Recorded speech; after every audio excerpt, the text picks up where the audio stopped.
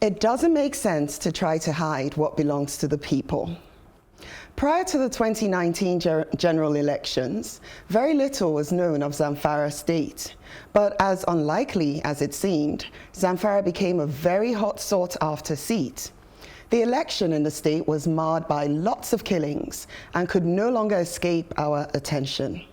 Before long, news started to filter out that the reason for the killings was related to the illegal gold mining activity that has been taking place in the state for several years now, unbeknown to the vast majority of Nigerians.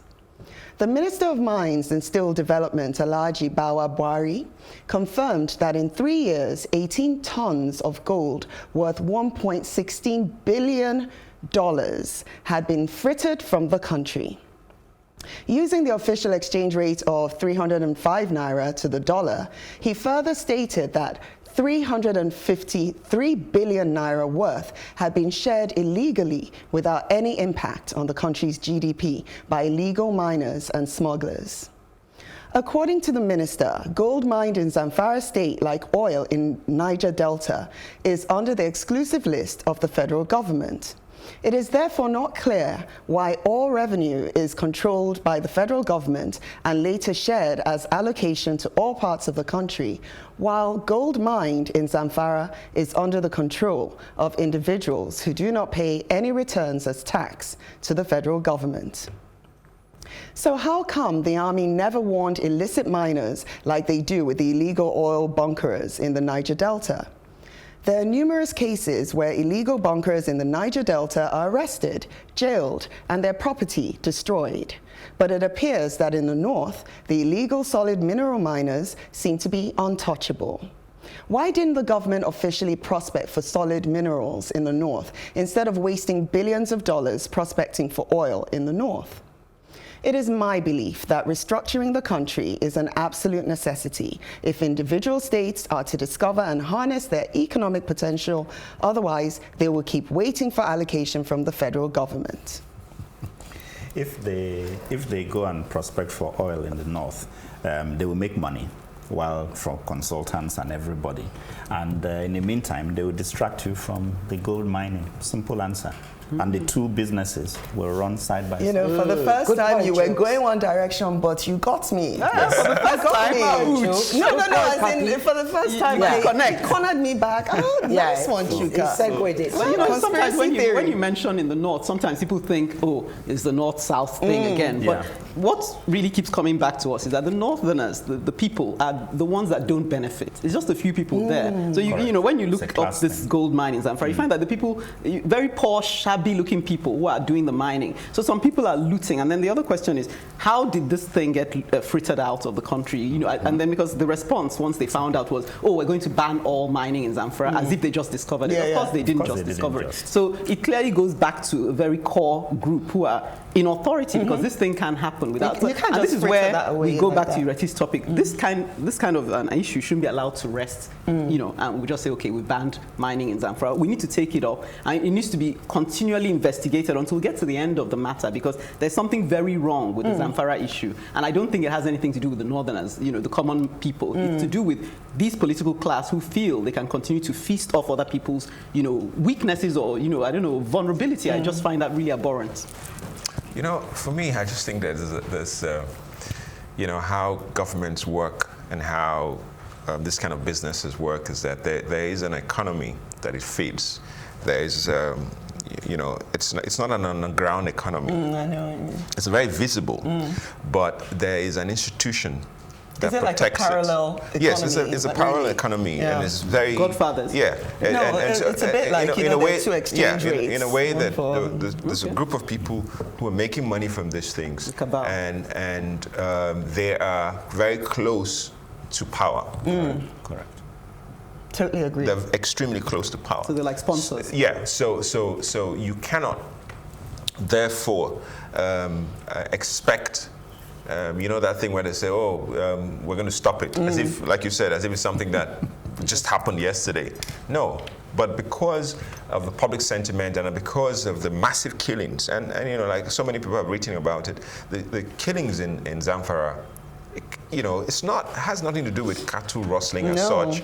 The massive killing is over fighting of turf wars around, I'm controlling this gold mine, these people come and they chase us out, and that's what it is.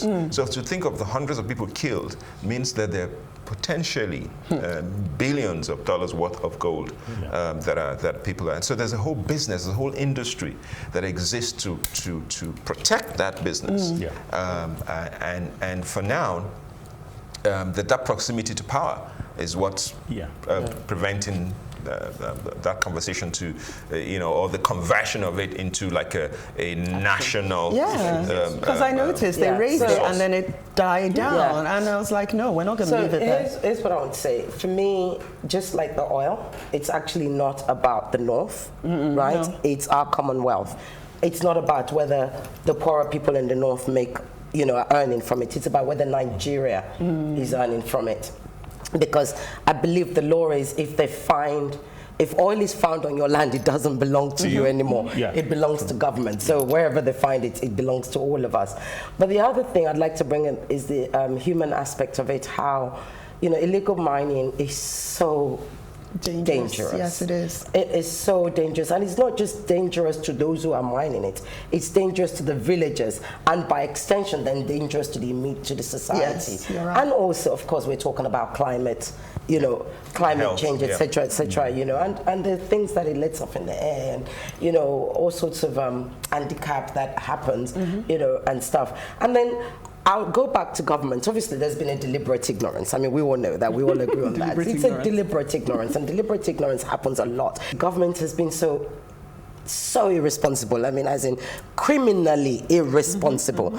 Because if they don't fix it right now, we're not going to be talking about the money that comes from loads of gold, etc., etc. We're actually going to be talking about it's not going to be a case of people fighting anymore. It's going to be a case of why are there so many children dying in Zamfara and there's no explanation. Why is there so many children in Zamfara that's what we're going to end up talking about. And now you've got Kayode Fayemi, right? There.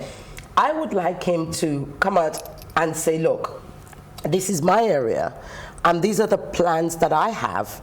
One, to ensure to stop the illegal mining. Bakare-Yusuf is no. It's true. He was the he was the minister, and that's what because we don't know who the new minister is, so he's still in my head to say, and if just because you were doing it before, actually, if you moved on to another job, did you not have a plan before? Pass your plan over to the new bloke or girl that's woman that's coming along. But we need to have concrete plan.